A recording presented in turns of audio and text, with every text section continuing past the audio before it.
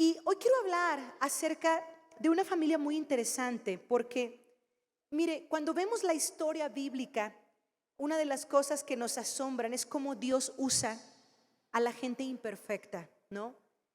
Porque realmente los patriarcas de Israel, toda esta gente trascendente, que tuvo experiencias inusitadas con Dios, como lo es Abraham, por ejemplo, un hombre de Dios en todo el sentido de la palabra, llamado amigo de Dios, ¿no?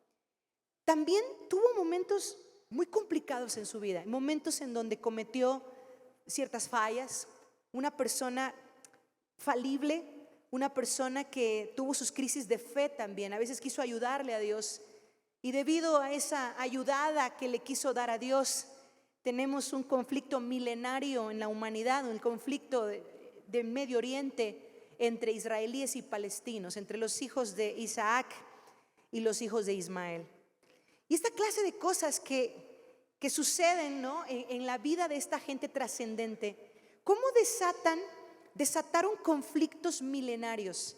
Realmente ese conflicto que existe allá, en esa zona de la humanidad, tiene que ver con un momento de crisis, de duda, de querer ayudar, de adelantarse a la voluntad de Dios de la vida de Abraham. Y cuando analizamos la vida de los patriarcas, vemos estos momentos de dificultad o estos momentos de debilidad. Pero aún a pesar de eso, Dios los levanta, los usa y ellos son los padres del pueblo judío.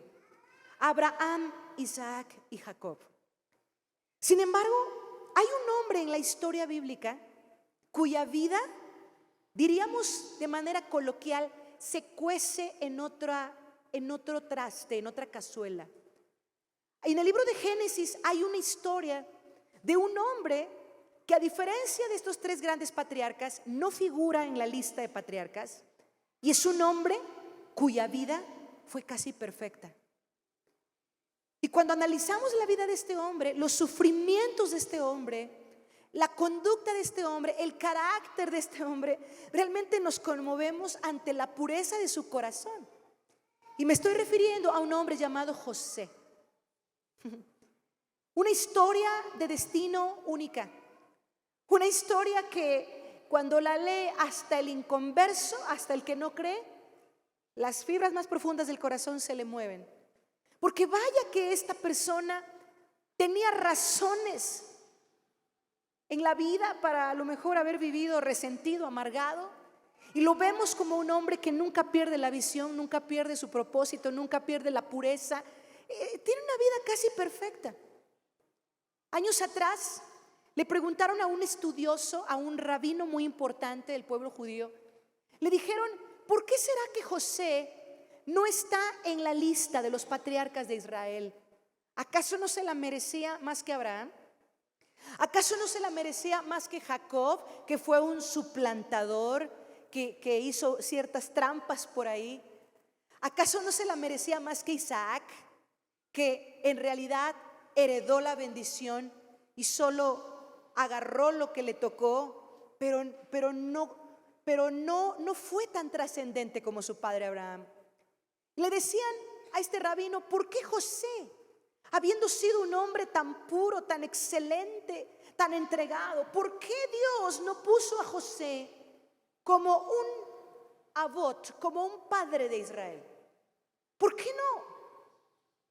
Y el rabino, de una manera muy interesante, le responde a su alumno que le hace esta pregunta y le dice: mira, a Dios le interesaba que cada persona en la tierra, cada creyente de la Biblia pudiese identificarse con los patriarcas de Israel. Los patriarcas son como nosotros, son de carne y hueso, cometen errores, cometieron errores. Pero si José hubiera estado en esa lista, no habría ser humano en la tierra que se pudiese identificar con él. Porque el grado de santidad, el grado de pureza, el grado de excelencia, el grado de amor y de perdón que esa persona tuvo en la vida sería muy difícil de alcanzar para un ser humano natural. Dijo: por eso no está en la lista de patriarcas, porque a Dios le interesaba que todos se pudiesen identificar con alguien, que se supiera que era gente imperfecta, como lo fue David, como lo fue Sansón. Que al leer la Biblia ninguno de nosotros diga, yo no puedo ser un David, o yo no puedo ser un Abraham, o yo no puedo ser un Isaac. Dijo, esa es la razón por la que José no figuró ahí. Cuando uno analiza la vida de José, cuando repasamos un poco sus experiencias, sus vivencias, realmente nos sacudimos ante todo este tremendo sufrimiento. Tener que vivir cosas que no pediste y cosas que no provocaste, simple y sencillamente por ser el hijo favorito de tu padre. La Biblia dice que José fue el primogénito de Raquel, aquella mujer amadísima, aquella mujer hermosa, por la que Jacob trabajó 14 años con tal de tenerla como esposa. Tan grande era el amor de Jacob que trabajó la vida por esta mujer. Pero esta mujer era estéril. Y perdónenme si me salgo un instante del tema, pero creo que la iglesia del Señor es como esta familia del patriarca Jacob. En la iglesia existen personas del tipo Raquel, que son hermosas, son agraciadas, pero no producen mucho fruto. Y existe la gente del tipo Lea, que tal vez no era la mujer más querida, no era la más aplaudida, pero produjo mucho fruto, ¿sí? Y siempre digo, en la casa de Dios, o eres como la Lea bendita, que produce fruto a cada rato, o eres como la Raquel, que aunque no produzcas mucho fruto, por lo menos adornes la iglesia, amén. Por lo menos seas hermosa, des una sonrisa. Si no traes muchas almas al Señor, procura que tu estancia en la casa de Dios siempre sea con un espíritu de colaboración, de ver qué puedo hacer. Tal vez no soy el gran ganador de almas, no soy como Lea, pero hay un tipo de fruto que estoy produciendo en mi vida. Bueno, a final de cuentas Raquel produjo fruto. Dios le dio, abrió su vientre y le dio el privilegio de parir a este hijo tan especial. Wow, ya me imagino cómo habrá sido la gran celebración en la casa de Jacob cuando llegó aquel hijo tan deseado. Un hijo único, un hijo precioso a los ojos de Dios. Un hijo al cual su padre, apenas el niño comienza a crecer, le confecciona una túnica de colores para señalar, para destacar lo especial que este hijo es. Por cierto, tampoco es el tema, pero déjeme decirle que nuestras traducciones dicen que tenía una túnica de colores. Y si no es que digo que no es de colores, seguro sí.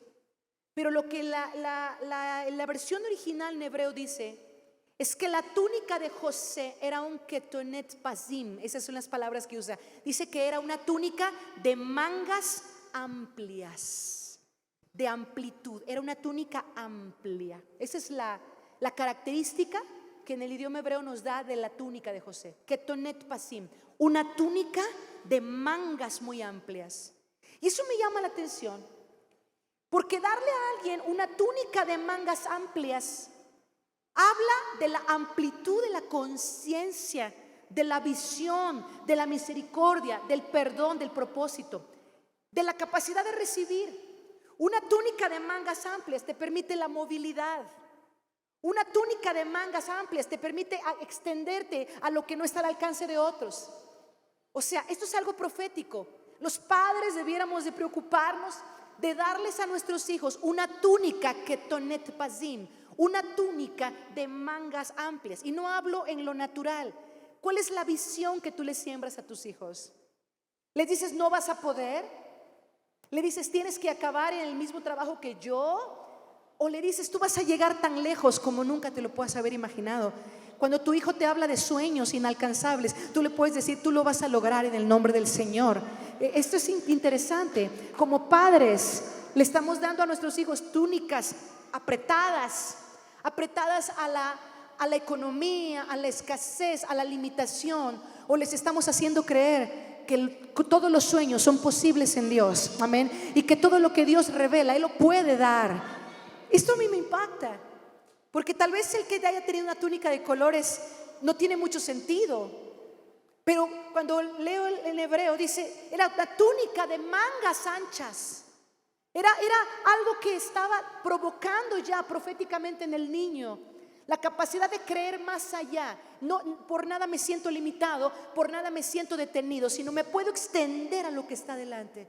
Puedo ir más allá de lo que mis padres llegaron. Dale a tus hijos visión. Una vez leí una frase en el Museo Británico, no me olvido de esa frase, porque la leí en un lápiz y compré esos lápices de recuerdo para mis hijos. Y el lápiz decía: today a reader, tomorrow a leader. Eso significa hoy un lector, mañana un líder. ¿Sí? Es como una rima en inglés. Today a reader, tomorrow a leader. ¿Cuántas cosas que nosotros no hicimos deberíamos de impulsar a nuestros hijos a hacer? De verdad, impulsen a sus hijos a la lectura. Pónganse a leer con ellos, expóngalos a la cultura, expóngalos creyendo que sus hijos van a llegar mucho más lejos de lo que usted se puede imaginar. Amén. Enséñelos, siémbreles el anhelo por cosas que algún día les van a servir en el ámbito donde Dios los va a colocar. Dios va a levantar a Torre Fuerte en León, Guanajuato. Dios va a levantar una generación poderosa. Vamos a creerle a Dios lo que va a pasar con nuestras generaciones. Vamos a impulsarlos. Vamos a aventarlos como flechas, como saetas en las manos del valiente, no del cobarde, del valiente, del que dice amén. Tú vas a llegar allá y más que eso, en el nombre de Jesús. Mi hijo es baterista, tiene 14 años, pero ama la batería. Y hace unos días yo invertí en llevarlo a un evento en el centro de convención de convenciones de Anaheim en Los Ángeles, porque él quería ir a ese evento. Y ahí había muchos bateristas famosos por todos lados, y las baterías más caras del mundo estaban ahí. Y ahí estaba yo con mis audífonos para el ruido, escuchando por horas cómo mi hijo tocaba baterías de miles y miles de dólares. Y el niño, el sueño de él era ir a ese NAMM Show, se llama la exhibición, The NAMM Show. Y yo decía: ¿en qué momento estoy invirtiendo traer a mi hijo a Los Ángeles, a este lugar donde no es una conferencia cristiana? Bueno, hubo conciertos cristianos y todo, pero era una exhibición de instrumentos musicales a nivel mundial, como 100,000 personas asistentes. Y yo veía a mi hijo tocando, y cuando en una de esas se levanta y me dice: mamá, yo estoy aprendiendo a tocar la batería. Me dijo: tengo 6 meses, pero mira todos estos bateristas que hay aquí, famosos, bateristas de artistas, andaban por ahí. Me dijo: ¿tú crees que algún día a mí, que soy de Cuatza, alguna marca importante firmará un contrato conmigo? Le dije: no lo dudo, no dudo eso ni nada. O sea, después de ver a Dios todas las cosas que Él hace y se le ocurren a Dios, yo creo todo. O sea, yo creo todo lo que Dios puede hacer con los que le creen y le aman. Dios te puede llevar tan lejos, mi amor. Le dije: tú tienes mucha capacidad. Mi hijo es muy dado a hacer efectos especiales por la computadora, y le encantan todo lo que es la cinematografía y todo eso. Y yo dije: ok, ¿esos son tus talentos? ¿Eso es lo que tú tienes? Bueno, me lo llevé a los estudios Universal, lo llevé al NAMM Show, se lo di de cumpleaños, y mi hijo salió de ahí envisionado y dijo: algún día voy a hacer esto en la vida o aquello en la vida, porque mis padres creen que lo puedo lograr. Porque no importa si soy mexicano, no importa si soy de Coatzacoalcos, yo puedo llegar todo lo lejos que Dios quiera, porque Dios tiene un propósito para mi vida. Claro que sí, sí. Y no me estoy cerrando a que mi hijo tiene que ser pastor, evangelista o acabar en una banca de administración de una iglesia. Dije: lo que Dios tenga para ti, ahí le vas a dar la gloria y la honra al Señor. Ahí vas a ser un instrumento de verdad y de salvación. A los hijos hay que darles ketonet pasim, una túnica de mangas amplias. ¿Ok? Y eso es lo que la Biblia dice que Jacob hizo con José. Pero finalmente José no es quien provocó, no es quien pidió ser el hijo favorito de la casa. Pero desafortunadamente este favoritismo, esta preferencia que Jacob tenía por él, obviamente generó en sus hermanos un gran disgusto, un gran rechazo, un gran desprecio a su persona. Inusitada la historia, muy cruel, la Biblia dice que los hijos de Jacob, que los hermanos o medios hermanos de José, vendieron a este joven, aproximadamente la edad de 17 años, lo venden a una nación extranjera, lo venden como esclavo a mercaderes que pasaban por el lugar, y el chico acaba esclavo en la casa de un gran general de la tierra de Egipto, la nación en aquel entonces más poderosa de la tierra. Lucas, una historia de esta naturaleza. Un joven tan querido, tan inteligente, tan capaz, que sin pedir el desprecio, finalmente lo recibe. Que sin pedir que tener una túnica que lo destaque por encima de otros, esa túnica provoca el odio. Y sus hermanos terminan vendiéndolo porque aún querían matarlo. Querían deshacerse de José. ¿Cómo llegas a asumir la vida con una realidad como esa? A tus 17, a tus 18 años, cuando uno está en las etapas donde todavía no llega ni la madurez del hipotálamo. O sea, ¿cómo afrontas la vida en ese momento? ¿Cómo vivir y cómo dormir con el recuerdo de aquellos rostros de tu propia familia que te aborrecieron y te odiaron cuando tú no hiciste nada para provocarlo? Bueno, esa es la historia de José. Pero el sufrimiento no termina ahí. No termina en ser vendido como esclavo, no termina en ser revendido a la casa de Potifar, sino que estando en la casa de Potifar, dice la Biblia, la mujer de Potifar quiso echar mano de él para seducirlo.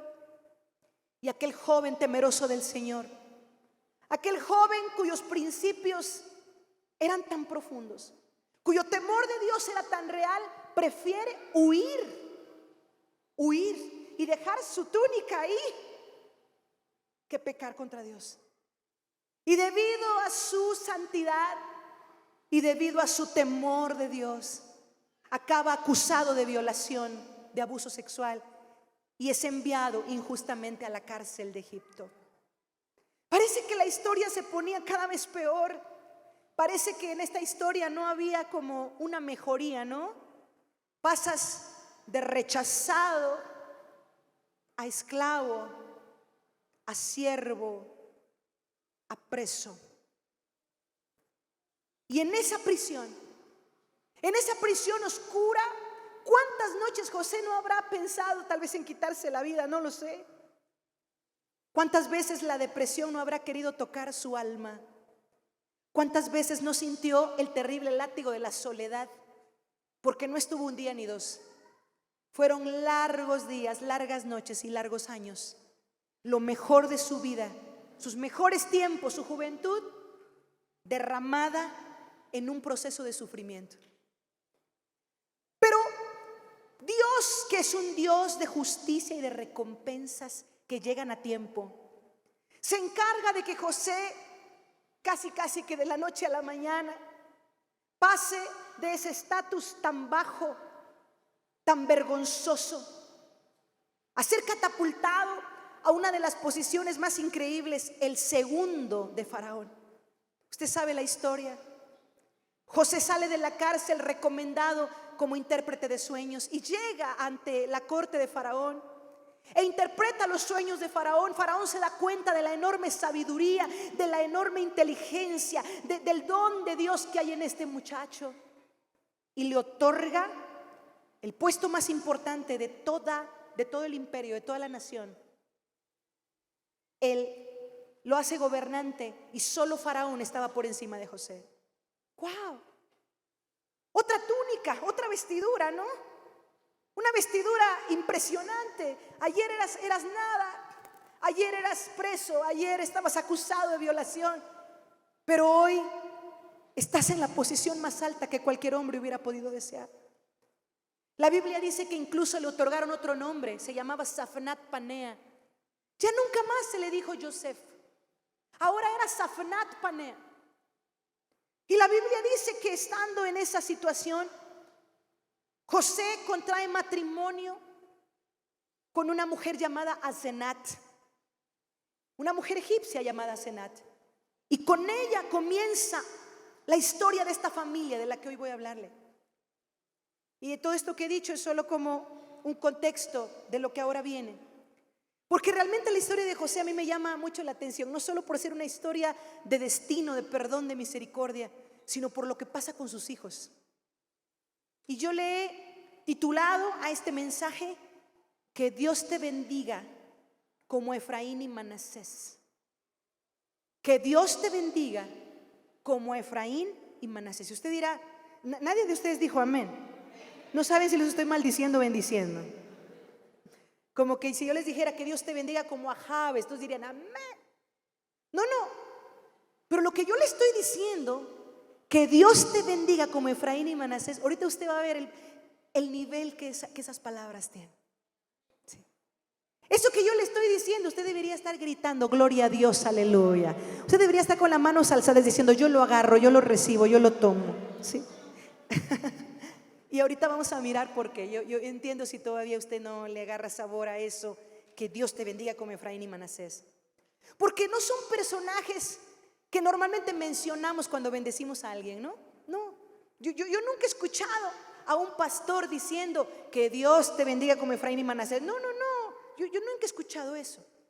Es más, le voy a decir una cosa. Yo hasta hace unos años fue que escuché esa oración y a mí me voló la cabeza y dije, ¿qué? Dirían los de los veracruzanos, ¿qué es esto? Dirían los de Tabasco, ¿no? ¿Qué es esto? Cuando escuché eso, yo lo escuché en Israel y vi a una persona, a un jefe de familia, a un abuelo, en una celebración de Día de Reposo. Ese señor se levanta de la mesa, se forma toda la familia para que empiecen a bendecir. Ellos todos los días de reposo hacen eso, bendicen. Pues cómo no van a estar bendecidos si viven bendiciendo sus generaciones, viven declarando la bendición para los niños, para las niñas. Y entonces resulta que las niñas se forman, las chamaquitas se forman bien bonitas. Y yo estaba pendiente, yo quería aprender. Yo dije, a ver, ¿qué va a hacer este señor? Y veo a ese judío poner la mano en la cabeza de sus nietas y lo que dice es esto. Dice, que Dios te bendiga como a Sara, Raquel y Lea. Oh, wow. Y las niñas ya saben eso, que Dios me bendiga como a Sara, Raquel y Lea. No, pues amén. ¿Quiénes son esas? Las 3 matriarcas de Israel, Sara, Raquel y Lea. Fue como que, amén, no, esa sí me la sabía. Pero entonces se pasa con los varones. ¿Y qué cree que yo espero que diga? ¿Qué es lo lógico? Si aquí dijo Sara, Raquel y Lea, ¿qué debe decir acá? Abraham, Isaac y Jacob, ¿cierto? O sea, es lo que va. Es como de, ya me anticipo, ya sé lo que va a decir. Ya acá mencionó a Sara, Raquel y Lea, acá ahorita van a decir los 3 patriarcas. Es más, ya. No. Cuando pone la mano sobre los varones dice, que Dios te haga como Efraín y Manasés. ¿Qué pasa aquí? ¿Qué? Y Abraham, Isaac y Jacob.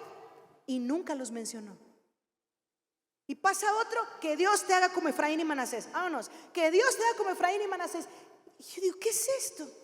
Si empiezo a indagar y me doy cuenta que todos los judíos del mundo, los de Israel, los de Nueva York, los de México, que practican la religión, hacen esto. Yo dije, ¿pero qué es esto? ¿Dónde quedaron los 3 patriarcas de Israel? ¿Por qué no son mencionados en la bendición del Shabbat? ¿Por qué Efraín y Manasés? Y entonces me encuentro con algo increíble en la Biblia, a donde ahora sí le voy a llevar. Vaya conmigo al Génesis, por favor. Diría mi hijo, que es el de multimedia de la iglesia, oye mamá, predicas medio mensaje y no mencionas la Biblia, me preocupas. Dice, no dices el texto. Le digo, no, sí, siempre menciono la Biblia, pero en algún momento voy a mencionar el texto, ten paciencia. Génesis capítulo 48, mis queridos. Génesis capítulo 48. Por favor, acompáñenme a esta porción. Y dice de la siguiente manera, verso 12 del capítulo 48 de Génesis. Y dice, entonces José los tomó de las rodillas de Jacob y se inclinó con su rostro en tierra. Y José tomó a los 2, a Efraín con la derecha hacia la izquierda de Israel y a Manasés con la izquierda hacia la derecha de Israel, y se los acercó. Pero Israel extendió su derecha y la puso sobre la cabeza de Efraín, que era el menor, y su izquierda sobre la cabeza de Manasés, cruzando adrede sus manos, aunque Manasés era el primogénito. Y bendijo a José y dijo, el Dios delante de quien anduvieron mis padres Abraham e Isaac, el Dios que ha sido mi pastor toda mi vida hasta este día, el ángel que me ha rescatado de todo mal, bendiga a estos muchachos y viva en ellos mi nombre y el nombre de mis padres Abraham e Isaac, y crezcan para ser multitud en medio de la tierra. Cuando José vio que su padre había puesto su mano derecha sobre la cabeza de Efraín, esto le desagradó y asió la mano de su padre para cambiarla de la cabeza de Efraín a la cabeza de Manasés.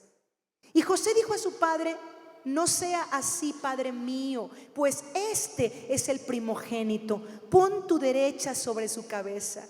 Mas su padre rehusó y dijo: lo sé, hijo mío, lo sé. Él también llegará a ser un pueblo y él también será grande. Sin embargo, su hermano menor será más grande que él y su descendencia llegará a ser multitud de naciones. Y los bendijo aquel día diciendo: por ti bendecirá Israel, diciendo así: que Dios te haga como Efraín y Manasés. Así puso a Efraín antes de Manasés. O sea, esto no era una ocurrencia de ese patriarca de una familia. La Biblia dice que Jacob declaró: así se bendecirá en Israel. A partir de ese momento dijo Jacob: así van a bendecir, que Dios te haga como Efraín y Manasés. Hermano, a mí me ha tomado años entender el porqué. Es más, la verdad, no, por mucho tiempo, aunque vi eso, lo leí en la Biblia, me costaba mucho entender el trasfondo, el porqué. ¿Por qué no se mencionaba a los tres patriarcas? ¿Por qué Efraín y Manasés? Pero hoy creo que entiendo un poco más. ¿Por qué? ¿Y qué quiere Dios enseñarnos a ti y a mí a través de esto? Mira, dice la escritura que cuando José se casa con Asenat, tienen un hijo. Y este primer hijo que ellos tienen, tiene un nombre que procede de un verbo, que es el verbo olvidar. Y a este hijo, que nosotros en español decimos Manasés, su nombre original es Menashe. Y la palabra Menashe es una conjugación del verbo olvidar en hebreo. ¿Qué está diciendo José? Que el primer fruto que tiene en la tierra de la aflicción, mire esto, el primer fruto que tiene en la tierra de la desgracia, del dolor, donde se cocinaron sus mayores sufrimientos, finalmente él entiende que la única forma de que la historia que él va a escribir de su vida sea una historia de destino y fruto, tiene que ser el olvido. Y el primer hijo que tiene, él lo llama olvido. Y dice: por cuanto Dios me ha hecho olvidar. ¿Cómo afrontar el ser ahora un gobernador, el ser un esposo y un padre, cuando traes arrastrando en el alma todo aquel daño, todo aquel coraje, todo aquel resentimiento, porque te robaron los mejores años de tu vida? Y José entiende con una tremenda paciencia y una tremenda inteligencia y una tremenda conciencia elevada. Dice: yo no puedo seguir adelante si yo no olvido. Yo no puedo seguir adelante en mi vida si yo no suelto todo esto que me ha venido golpeando mi corazón. Y a su primer hijo le llama Menashe, olvidar. A veces nosotros en la vida queremos tener mucho fruto. La pregunta es: ¿qué tan dispuestos estamos a soltar realmente aquellas cosas que nos han lastimado en la historia de nuestra vida? Hay gente que tiene muy presente todo el daño que ha recibido. Hay gente que tiene muy presente el desprecio que ha recibido. Y yo no estoy diciendo que las cosas se borran de la memoria, porque la verdad es que la memoria es increíble. Pero cuando hablamos de olvidar según Dios, bueno, es que Dios olvida voluntariamente. Dice que Él se olvida de nuestros pecados. ¿Usted cree que realmente Dios olvida? No, Dios decide olvidar. Dios dice su palabra: por amor de mí mismo, dice el Señor, me olvidaré de tus transgresiones. La pregunta es: ¿qué tan capaces somos de usar esa misma medida de olvido hacia las ofensas recibidas por nuestro prójimo, en la misma manera que recibimos ese perdón de parte de Dios. Hermano, estamos aquí y como dice la Escritura, por su misericordia no hemos sido consumidos. O sea, Dios ha tenido misericordia de nosotros, nos ha perdonado. Yo no sé a quién Dios le perdonó mucho, pero a mí Dios me ha perdonado mucho, demasiado. La Biblia dice que al que más se le perdona, más ama.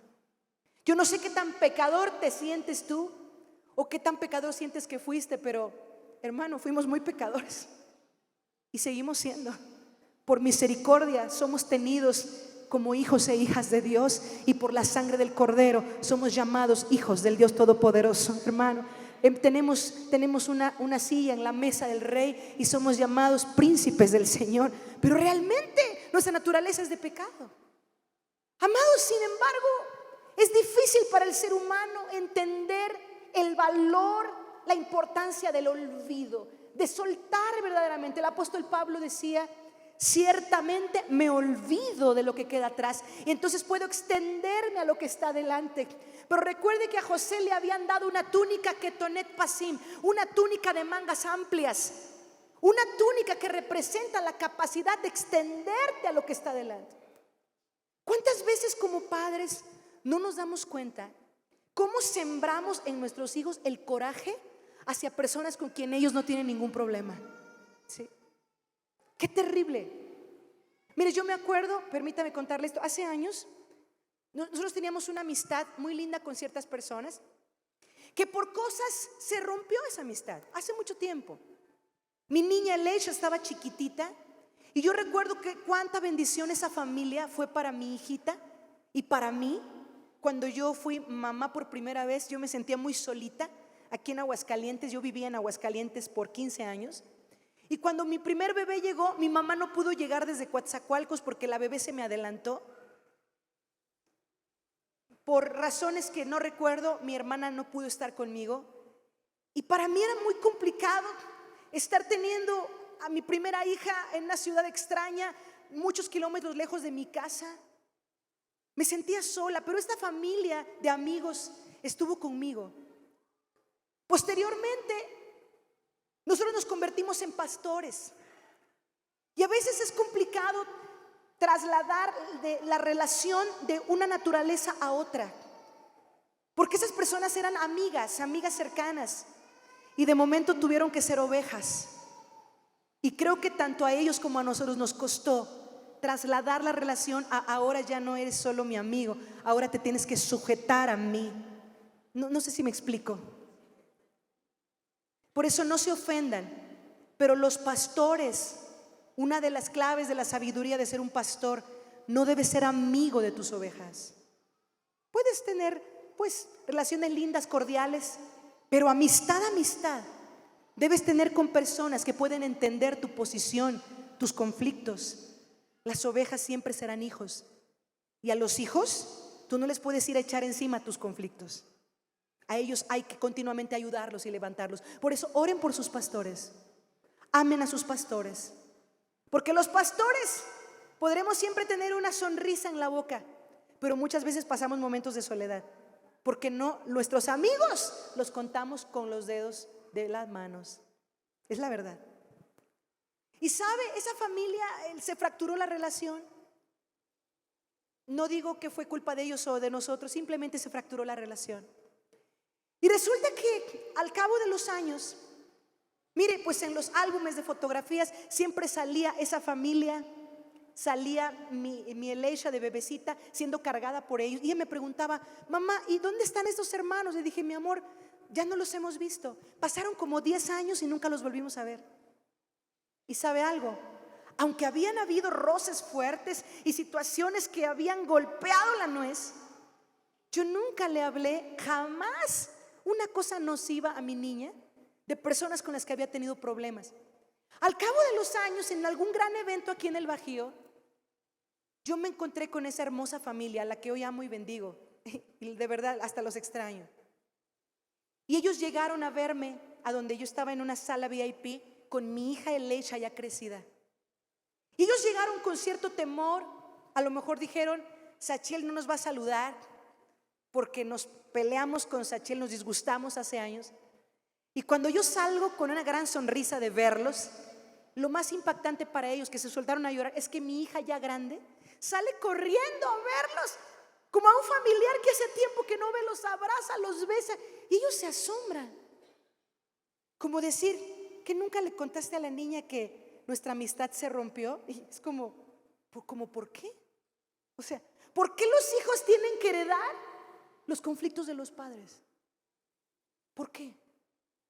Porque somos tan egoístas de heredarle a nuestros hijos resentimientos. Permíteme decirte esto, madre que me estás escuchando.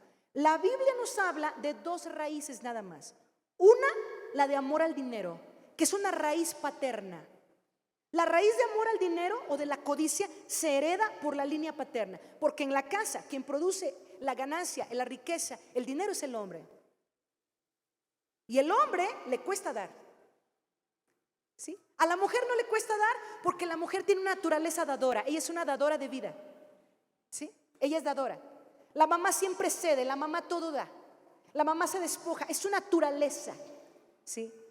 Pero el hombre no. Cuando los hijos son afectados por esta maldición de la raíz del amor al dinero, eso viene por la línea del padre. Un padre tacaño hace hijos tacaños. Usted quiere que sus hijos sean generosos, enséñeles a darle a Dios. Que sus hijos lo vean dándole a Dios. Pero no que sus hijos lo vean que usted no da ni el diezmo. Y al rato usted se va a quejar cuando sus hijos no prosperen. Pero a los hijos hay que enseñarles a darle a Dios. Sí. Por eso, si usted lee la Biblia, va a ver que la gente que financiaba el ministerio de Cristo eran mujeres, no hombres. Y el que se quejaba por el dinero mal gastado era un hombre. ¿Sí? Era un hombre. Pero las que soltaban la plata eran las mujeres, porque la mujer es dadora. Y ahorita todas las mujeres también sonrientes. Somos dadoras. Pero espéreme tantito. La Biblia me habla de dos raíces. La de la tacañería, amor al dinero, que es la raíz de todos los males, es paterna. Pero hay una raíz materna horrible. ¿Y sabe cómo se llama? Raíz de amargura. Y son las únicas dos raíces que la Biblia nos menciona. Una viene por el padre y otra viene por la madre. Pobres hijos que nacen en un hogar donde heredan del padre la tacañería y de la mamá la amargura, porque están destinados al fracaso. ¿Y por qué digo que es una raíz materna? Porque la persona más emocional es la que más se ofende. ¿Sí? Y la mujer es muy emocional. La mujer es muy emotiva. O sea, a la mujer, si le dicen te queda apretado el vestido, ya me dijo gorda, ¿sí? O sea, no le dijeron eso, pero ella lo asume, gorda, ¿no? O sea, la mujer todo lleva al extremo, todo lleva al extremo. La mujer es muy fácil de ofenderse, y como es muy fácil de ofenderse, es muy fácil de guardar resentimiento, ¿sí? Pobres hijos, no tenemos idea cómo los dañamos. Cuando en la mesa de la familia, en lugar de hablar bien del pastor, de la pastora, de los líderes, estás hablando tu resentimiento. Y estás diciendo, hoy fulanita me miró mal. Y hoy perenganita no me compró mis tamales que yo llevé para vender. Y tú piensas que los hijos están en el celular, pero los hijos están oyendo todo. ¿Y sabes qué? Ellos comienzan a resentir eso en el corazón. ¿Sí? Yo esto se lo digo no porque le quiera enseñar, se lo digo por experiencia. Porque no todos los días de mi vida fui tan sabia como mi actitud hacia mi hija con esos amigos. No, a mi hija nunca la contaminé, pero hubo momentos en mi vida en que yo sí permití que mis hijos me vieran llorar por el ministerio. Yo sí permití que mi hija, la mayor, me viera derramar lágrimas de dolor en mi trabajo en la unidad pastoral. Yo trabajé con pastores muchos años y di mi vida a la unidad. Mi vida, mi tiempo, mi fuerza, mis recursos. Y muchas veces fui seriamente lastimada. Lamento mucho no haber sido tan sabia, de haberme encerrado a llorar en un techo donde nadie me viera. Lamento que mi hijita mayor me viera muchas veces llorar. Y que ese llanto, esa angustia, ese dolor que ella vio en su mamá, conforme el paso de los años, a ella la hizo también tener dolor, porque dijo, estas personas no valoran a mi mamá. Y me ha costado cambiar eso. No, claro que sí. No, hombre, por supuesto que sí, mi amor. Qué duro es cuando uno no tiene la sabiduría, no nos damos cuenta de lo que le estamos transmitiendo a los hijos. Ahora, imagínese, hermano, si yo, porque mi hija me vio llorar de ciertas ofensas que yo asumí, porque tampoco digo que las recibí, tal vez no era la intención de la gente hacérmelas, que yo asumí como tales, lastimaron a mi hija. ¿Usted cree que José no habría tenido todo el derecho del mundo de haberle hablado a sus hijos de todo el dolor que a él le ocasionaron sus hermanos? Yo creo que sí. Hubiera tenido todo el derecho de decirles: Efraín y Manasés, les voy a contar una cosa. Yo he tenido los peores hermanos de la humanidad. A mí me vendieron, a mí me lastimaron. Pero ¿sabe qué es lo que hace José? Cuando tiene a su primer hijo, dice: aquí voy a olvidar todo. Y él dice: yo no puedo dañar a mis generaciones con el dolor que yo he recibido. Cuando él se ve como padre, dice: yo no, ya no pude haberlo traído hasta hoy, pero en el momento que de mí depende el destino de otros, yo no puedo seguir arrastrando este dolor. Y él dice: Dios me ha hecho olvidar. ¿Cuántos de ustedes han dado a luz a Manasés? ¿Cuántos de ustedes han parido a Manasés? ¿Cuántos de ustedes han entendido que la única forma de parir a Efraín, porque Efraín significa fruto, Efraín significa fructífero, el que produce, la única forma de traer a Efraín a nuestras vidas es cuando primero tuviste a Manasés? Olvido, suelto. Yo no voy a acarrear esta semilla para mis generaciones. Entonces puedo tener fruto. Y el segundo hijo se llama fructífero, Efraín. ¡Wow! ¡Qué sabiduría en la vida de José para producir esta revelación! Es como una clave de la vida. Es como un código de la vida. Déjeme decirle que la Biblia está llena de códigos. A mí por eso me encanta estudiar, porque veo los códigos de Dios por doquier. Digo: wow, esta mente sobrenatural que está detrás de la Biblia, no podemos ni imaginar la mente divina, la profundidad de la mente de Dios. Y entonces, mire esto: tengo que dar a luz a Manasés para poder tener un Efraín, para que haya fruto. Y dijo José, el día que Efraín nació, dijo: Dios me ha hecho fructificar en una tierra de aflicción. Está diciendo: por cuanto decidí perdonar, por cuanto decidí olvidar, hasta en la tierra de la aflicción Dios me ha hecho engrandecer. No importa en qué situación estés, no importa en qué lugar te encuentres, no importa cuál es tu lugar geográfico donde vives, no importa si estás en una ranchería de Guanajuato, no importa si te dicen que tú no vas a ir adelante. Si tú haces lo que Dios te está indicando hacer, si tú sueltas, si tú perdonas, si tú olvidas, si tú miras para adelante, Dios te hará fructificar aún en la tierra de la aflicción. Ahí te levantará, ahí te engrandecerá, ahí Dios se manifestará, porque esto es lo que hizo con José. Y la historia de José no es una historia distante ni alejada, es la historia donde Dios quiere que tú te veas reflejado, para que tú sepas que este es el Dios al que sirves. Un Dios que quiere que fructifiques sin importar la circunstancia en que te encuentres. Hermano, nosotros venimos de Coatzacoalcos, Veracruz. ¿Qué es Coatzacoalcos, Veracruz? Una ciudad que ha padecido tremenda violencia. Han estado los cárteles, hermanos, se fueron los hoteles, las cadenas de restaurante. A mí me encantaban ciertos restaurantes de cadena, ahora no hay ninguno en mi ciudad. Yo llego a mi ciudad, es una desolación. Vino la pandemia, acabó con todo lo poquito que había quedado en Coatza. Pero ¿sabe algo? Yo he visto la gloria de Dios. Y como en los momentos más difíciles, donde el diablo dice: te voy a hundir, te vas a quedar sin comer, no vas a tener nada. En esa pandemia donde las iglesias cerraban, Dios movió corazones que comenzaron a creer en nuestro proyecto de educación cristiana. Yo necesitaba construir una escuela. Yo no tenía ni $1, ni un peso. Y yo dije: Dios, aquí están los alumnos, aquí está la estructura, no tengo edificio.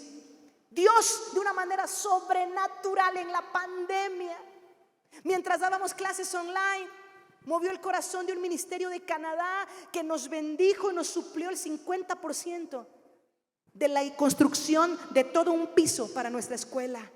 ¿Sabe algo? Mientras yo daba clases online, mientras yo enseñaba historia, matemáticas, llorándole a Dios, Señor, por favor, ayúdame. Allí en Coatzacoalcos, cuando nadie construía en la pandemia, cuando los cárteles decían, aquí nadie construye, nadie pega un ladrillo, nosotros estábamos construyendo no un templo, una escuela para el rescate de las generaciones. Cuando la pandemia terminó, hermanos, cuando la pandemia acabó, les avisamos a los alumnos, bienvenidos a las nuevas instalaciones del Colegio Cristiano Abraham Lincoln. Ahora tenemos también una escuela en Aguascalientes, una escuela grandísima. Y yo digo, ¿en la pandemia? Cuando no había nada. Y la gente se sorprende y dice, ¿pero de dónde? No, yo nunca he tenido nada en la vida, pero he tenido un Dios poderoso, maravilloso, que sabe proveer, un Dios de milagros, un Dios de autoridad. Por eso creo con todo mi corazón que este edificio se va a pagar antes del tiempo que ustedes tienen planeado, porque este Dios al que sirven es Dios de poder, es Dios de verdad, es Dios de provisión. Dios los va a sorprender. Pero la clave es, mantén limpio tu corazón. Dios te hará fructificar en la tierra de la aflicción. Pero ahora viene esto, no sé si puede pasar al piano mi hermanito que toca el piano. Ahora viene la parte de la bendición de Efraín y Manasés. Ahora sí, quiero que pongan mucha atención, porque voy a cerrar con esto que es lo más importante del mensaje. José entiende, él analiza que en el mapa espiritual de la familia de los patriarcas de Israel hay un común denominador. Y no sé si usted lo nota. Por eso digo, Dios usa a la gente imperfecta. Dios usa a las familias imperfectas. No me venga a decir que Dios no usó a Abraham. Pero hay un común denominador en las tres familias de los tres patriarcas de Israel. ¿Y sabe cuál es? El odio entre hermanos.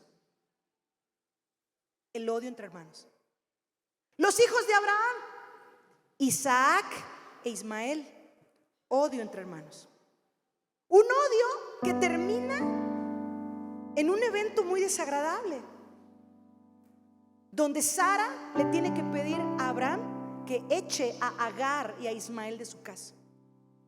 Terrible.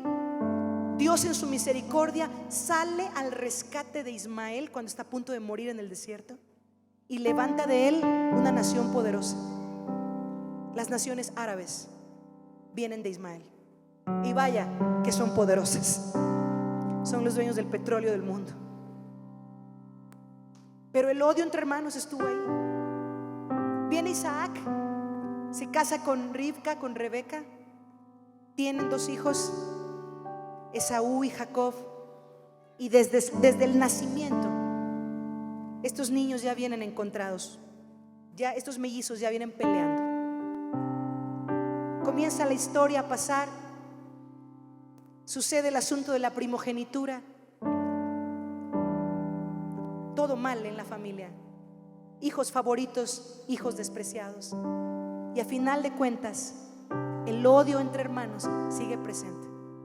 Tanto como se odiaron Ismael e Isaac, se odiaron Esaú y Jacob, al grado que de no haber sido porque Dios peleó con Jacob para cambiarle el nombre, el rostro y el destino, su hermano lo hubiera aniquilado.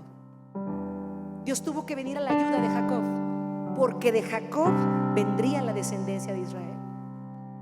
Dios tuvo que volverse adversario de Jacob, descoyuntarle el muslo para que su hermano no lo matara. Cuando Esaú vio a Jacob, dice que vio el rostro de un ángel y perdonó a su hermano. Pero esta segunda generación también está marcada por el odio entre hermanos. Y viene la tercera, los hijos de Jacob, y estos sí se ganan el premio a cómo el odio puede destruir una familia. Estos no solo odiaron, estos quisieron matar, vendieron a su propio hermano y lo expusieron al más cruel de los sufrimientos. robándole el mejor tiempo de su vida. 3 generaciones marcadas por lo mismo: la envidia, el odio entre hermanos. Y te voy a decir algo, escucha esto: la sociedad en la que vivimos nos ha enseñado a siempre ser el número uno. Todos queremos ser el número uno. Cuando yo era niña, mi papá siempre me decía: tírale a las nubes, Achiel, siempre sé la número uno. Y eso se me quedó. Y yo recuerdo que yo siempre fui o quise ser la mejor estudiante de todos mis grados escolares hasta la universidad. Yo nunca permitía ser la número 2, jamás. Era un enfoque, siempre era la número 1. Todos los años yo ganaba la mención honorífica. Yo quería ser la mejor de toda la escuela. Esas eran mis metas. Y yo no digo que haya sido malo, pero ese consejo no siempre es saludable. ¿Sabes por qué? Porque hoy que conozco a Dios y conozco su palabra, me encuentro con una cultura del reino totalmente diferente, en donde Jesús dice: cuando vayas a mi casa, no busques los lugares de honra, no busques ser el primero, sé el segundo. Y deja que otros te eleven a ser el primero, pero tú siempre busca estar atrás. No busques el primer lugar, no busques el protagonismo.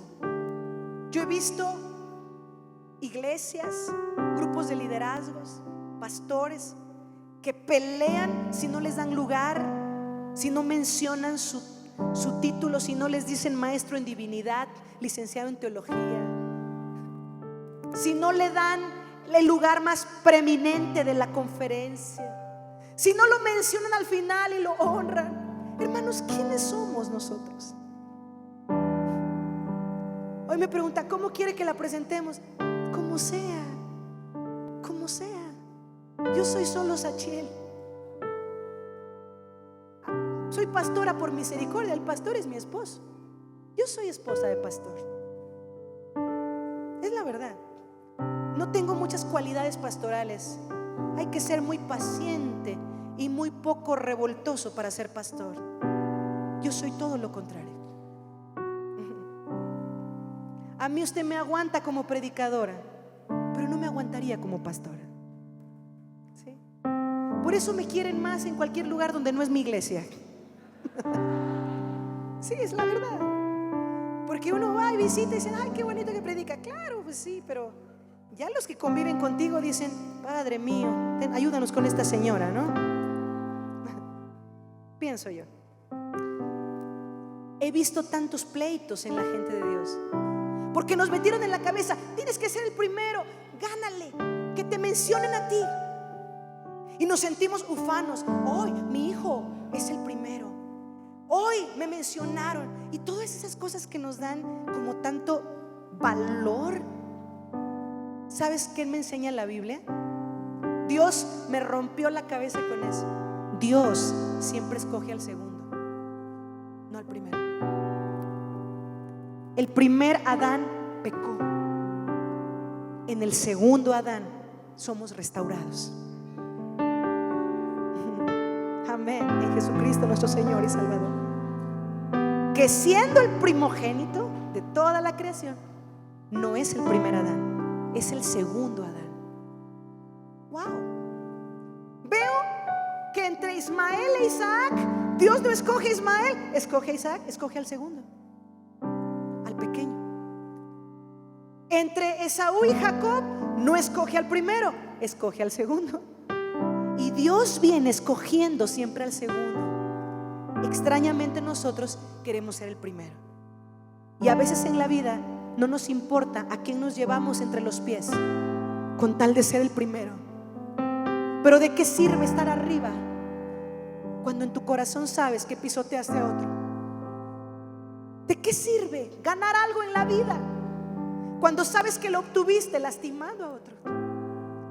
¿De qué sirve comerte una comida que le quitaste a otro? Sabes, cuando uno entiende el valor de ser segundo, se deja de amargar cuando ya no te mencionan. ¿Alguna vez te amargaste? Uy, no me mencionaron, y eso que yo serví. Uy, no me dieron lugar. La cultura evangélica a veces también nos ha enseñado un poquito de arriba. Y el Señor dice: no, tengan en ustedes la misma mente que hubo en Cristo Jesús, el cual, siendo en forma de Dios, no estimó el ser igual a Dios como cosa que aferrarse, sino que se humilló tomando forma de siervo y se humilló hasta la muerte y muerte de cruz. Hacía años que yo no viajaba en camión. Se me había olvidado a lo que olían los baños de Central Camionera. Y ayer lo volví a vivir y le di gracias a Dios, porque este Dios que sirvo de verdad merece que si me tengo que venir en burro o a pie para servirlo, yo lo voy a hacer, porque la honra y la gloria solo le pertenece a Él y no al hombre. La gloria y la honra es solamente de Cristo. El reconocimiento le pertenece a Cristo. Hermanos amados, y José se da cuenta que lo único que ha maldecido a la historia de la nación de Israel es el odio entre hermanos. ¿Por qué será que la Biblia maneja estas historias una y otra vez? ¿Por qué será? ¿Estarán ahí solo porque sí? ¿Serán muy repetitivas? ¿No nos estará Dios queriendo decir algo?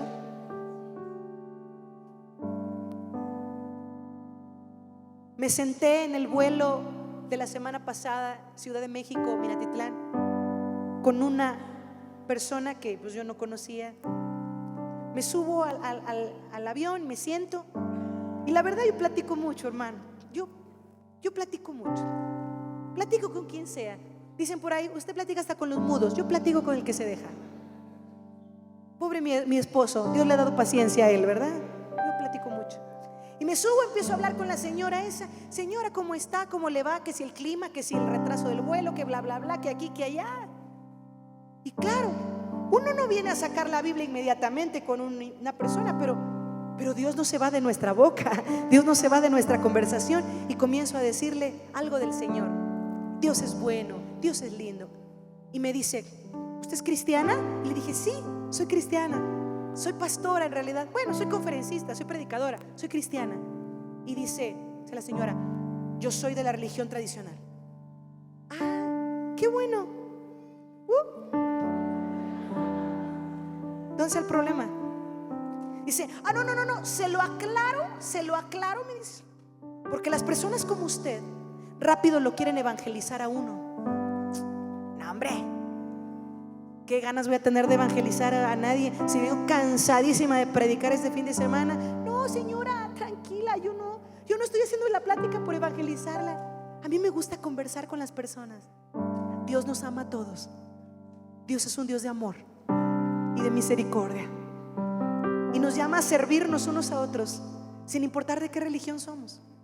Dije, yo vivo en una ciudad donde convivo con el budista, con el griego ortodoxo, con el judío, y a todos mis vecinos los amo y los sirvo. Dios no me manda a amar a los que son como yo, sino a los que, especialmente a los que piensan diferente a mí. Así que no tengo ningún problema, señora, sea usted lo que quiera, aún así, platiquemos. Yo platicando con ella, me dijo, no, le comento, yo soy de la religión tradicional. Amén, ánimo, qué bueno que usted es una persona de fe. Qué bueno que cree en Jesucristo, nuestro Señor y Salvador. Cree en Jesucristo, ¿verdad? Claro que sí, amén. Bueno, en eso despega el vuelo. Se viene una turbulencia de aquellas que te hacen pensar en tus pecados tremendas. Pero se estaba partiendo ese avión, ustedes. Y la señora empieza a persignarse y a temblar porque estaba horrible la turbulencia.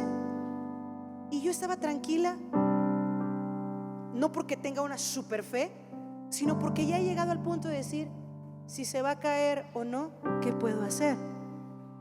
Nada. Si se cae, gloria a Dios. Y si no se cae, pues también gloria a Dios.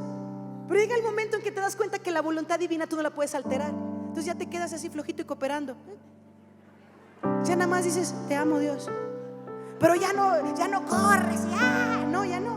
Está ese avión partiéndose hacia arriba y abajo y la señora desesperada y yo rendida, ¿no? Entonces en eso la volteo a ver y digo, pobrecita, tiene miedo. Y le pongo la mano encima y le digo, hey, señora Edith, ¿qué? No tema, nada malo va a pasar. Me dice, ¿tú cómo sabes? Lo sé. Y yo, Dios, no me dejes en mal, por favor, que nada vaya a pasar. Ya estoy comprometiendo aquí con esta señora. Y yo, lo sé. A mí Dios me hace sentir cosas y yo sé que nada va a pasar. Tenga paz en su corazón. El Señor dice, la paz te dejo, la paz te doy. Y empezó a ministrarle. Se va calmando la señora, hasta se quedó dormida. Y la Dios gloria a Dios. Se quedó dormida.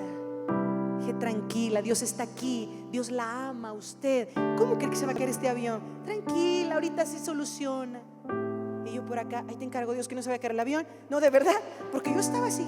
No se cae nada, ahorita se va a controlar todo. Tranquila, señora. Se controló todo. La señora se duerme. Cuando vamos llegando ya a la ciudad, ya va a aterrizar el avión, le dije, señora, y a todo esto, ¿quién viene por usted? Me dijo, no viene nadie. Ella me cuenta su situación. Tengo un poco de miedo de agarrar un taxi. Ay, no se preocupe, para mí sería un privilegio llevarla. A mí me vienen a recoger mis papás. ¿Nos permite servirla? Se me queda viendo. Te dije que soy de la religión tradicional. Le dije que para mí es un honor servir a las personas. Es un gusto, es un placer. Usted viene solita, puedo mirar que tiene miedo, ya es tarde, se retrasó el vuelo, es Coatzacoalcos, Veracruz, no muy seguro, déjenos llevarla. Y dijo, te agradezco mucho. Se pone a llorar. Tú no sabes si cuando yo me subí al vuelo le decía, Dios, si verdaderamente existes y me amas, mándame ayuda porque tengo pavor de subirme a un taxi. Pues mire cuánto la ama Dios, que me ha puesto aquí para cuidarle. ¿Cómo nos gusta decir, Dios me puso a todos para cuidarme? ¿Y qué de las veces que Dios te usa a ti para mostrarle amor a otros, donde lo importante no eres tú, son otros? Y yo le dije a la señora esa, mire, yo sé que Dios me ama, pero a mí me puso ahorita aquí para cuidar de usted. Déjeme llevarla a su casa. Nos bajamos del avión, yo por acá sonriéndole y por acá escribiéndole a mi mamá y a mi papá, traigo una desconocida, por favor no digan nada, me van a llevar a dejarla a su casa, pongan una buena cara. No es un narcotraficante, es una señora que conocí y la vamos a llevar a la casa. Amén, bye. Ay, señora, ya están avisados mis papás. Mi mamá y mi papá pues ya me conocen, ¿no? Dicen, esta Sachel. Entonces ya vengo saliendo. Ay, les presento a mi nueva amiga. Y mi papá la ve y ella ve a mi papá y dice, maestro Julián. Mi papá fue maestro de física y química. Un montón de gente en Coatzacoalcos. Y mi papá la ve y le dice, fulana de tal, yo te di clases. Se abrazan, ay, con gusto. Y mi papá le dice, he seguido toda tu carrera política. Y yo así, ¿qué? Dije, no, pues con razón tenía miedo de subirse un taxi la señora esta. Yo también hubiera tenido. Y mi papá le dice, no, hombre, si tú cada rato sales en la televisión, yo he seguido tu carrera política y sé a lo que te has dedicado. Una señora importantísima en Coatzacoalcos. ¿Yo qué voy a saber? No tengo idea. La fuimos a dejar a su casa. A la mañana siguiente me estaba mandando esa señora un mensaje a primera hora. Sachiel López, gracias. Gracias por traerme a mi casa, por orar por mí en el avión. Algún día quiero ir a escuchar alguna de tus prédicas. Y ahora que regrese a Coatzacoalcos la voy a invitar. ¿Sabe algo? No importa quién seas. No, pastora Sachiel, yo soy el mero líder de rompimiento. Pues qué bueno, ¿no? Que te use tanto Dios, que seas mano derecha del pastor o izquierda, o aunque sea pie. Pero no busques la preeminencia. Sirve a otros. Sé el segundo. Sé el segundo. He estado aprendiendo el valor de ser segundo. Y ahora sí, cuando José discierne, esto ha afectado a mi familia, afectó a Abraham y a sus hijos, afectó a Isaac y a sus hijos, afectó a mi padre y a sus hijos. Yo no voy a permitir que esto afecte a mis hijos. ¿Y sabe algo?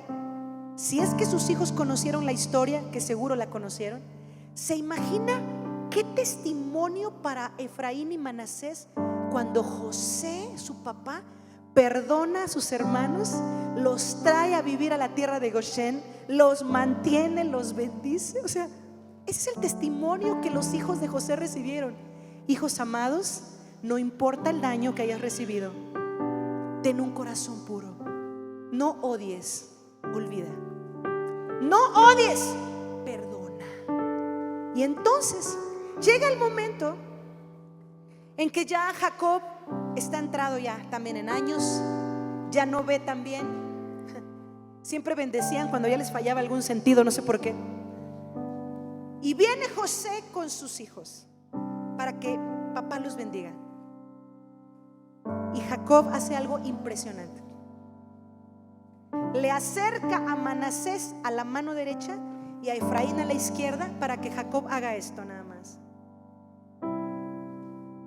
Pero Jacob no hace esto, sino que pone la mano derecha, la diestra, sobre Efraín.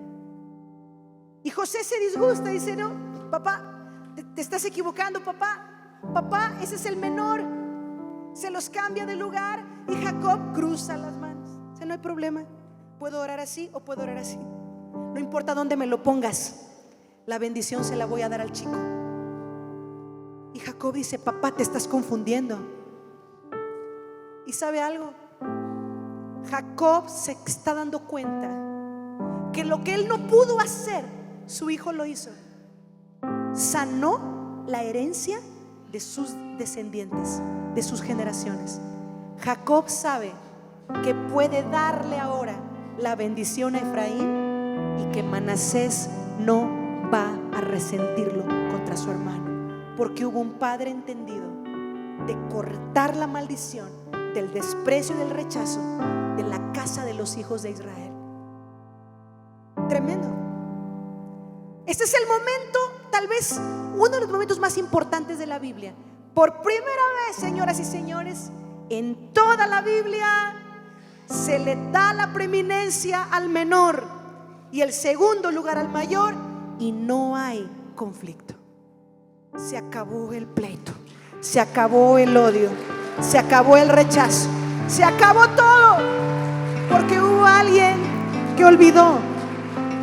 Hubo alguien que olvidó, hubo alguien que entendió el valor del perdón. Cuando la iglesia de Cristo en las naciones va a reventar, cuando entendamos el valor del amor, más que de la doctrina, más que de estar en lo correcto, de servirnos, hermanos, unos a otros.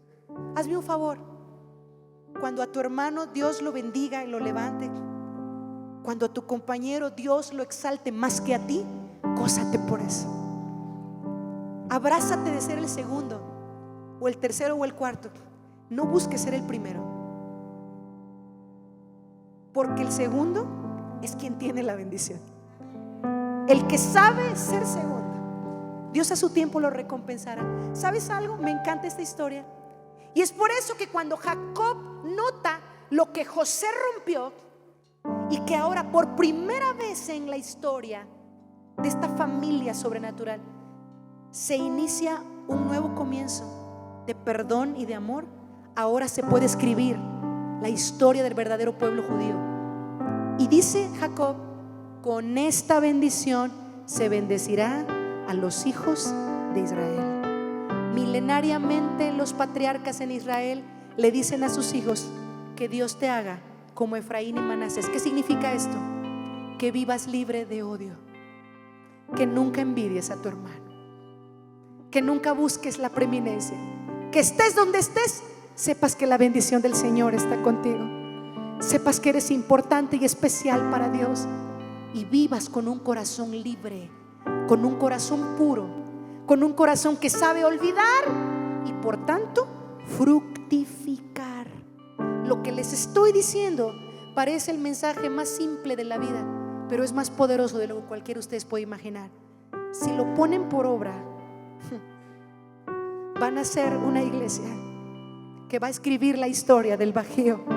Si ustedes se saben mover en amor, en perdón, en olvido y en fruto, no se detengan por las cosas del pasado. Están atrás, suéltelas. Acuérdate, el Espíritu Santo te ha dado una túnica de mangas amplias. Extiéndete hacia lo que está delante. En el nombre poderoso de Jesucristo, extiéndete a lo que el Señor tiene reservado para ti. En el nombre poderoso de Jesucristo. Quiero que te pongas de pie.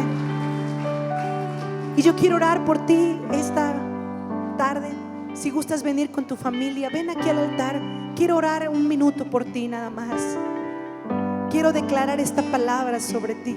Sobre todo si en la familia ha habido conflictos, si en la familia ha habido divisiones, si en la familia ha habido pleitos. Ven, ven, ven. Y si no, también ven. Vamos a orar al Señor.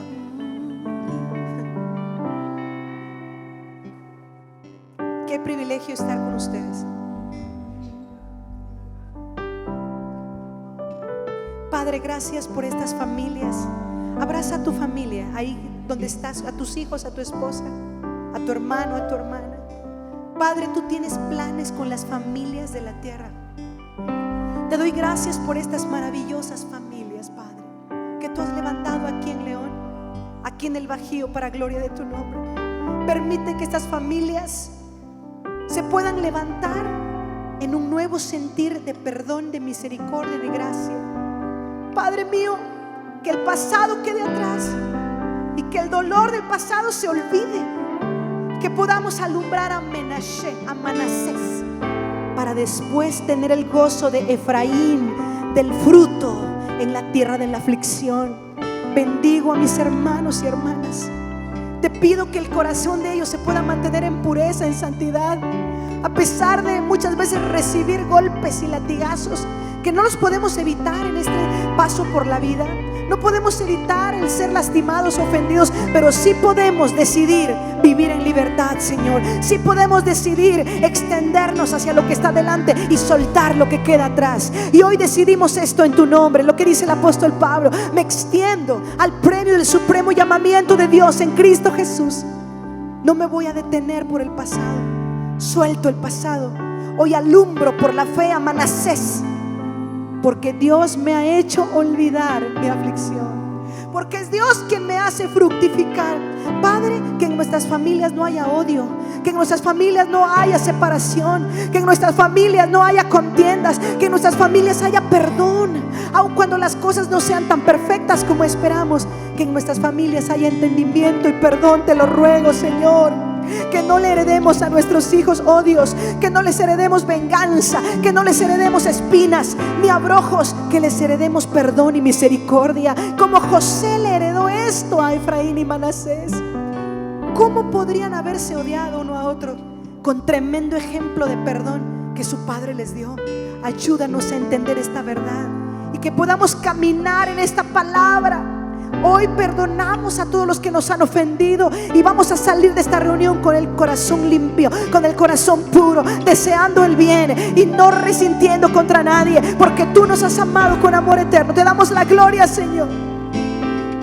Perdono, bendigo, suelto y me extiendo a lo que está delante, en el nombre poderoso de Jesús, en el nombre precioso de Jesús. Que la promoción de mi prójimo, la bendición de mi hermano no me afecte, al contrario, me llene de alegría, Señor, me llene de gozo lo que tú haces con otro.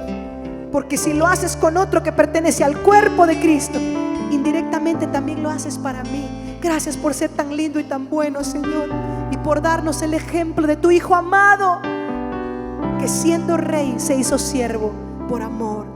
Te damos gracias. Ayúdanos a crecer en humildad, en mansedumbre y en paciencia, esperando el día de la venida del Señor, manteniéndonos como siervos humildes y no como personas orgullosas. Te damos gracias por tu palabra, en el nombre de Jesús. Dale un abrazo a tu familia y dile: te amo. Dale un abrazo a tus hijos, dile: te amo. A tu esposa, dile: lo más importante de nuestra familia es el amor. Lo más importante de nuestra familia es la unidad. es lo más importante de nuestras vidas. No importa si no hay el mejor banquete, pero donde hay amor, ahí está Dios. Quiero que levanten todas sus manos aquí al frente. Levanta tus manos, cierra tus ojos.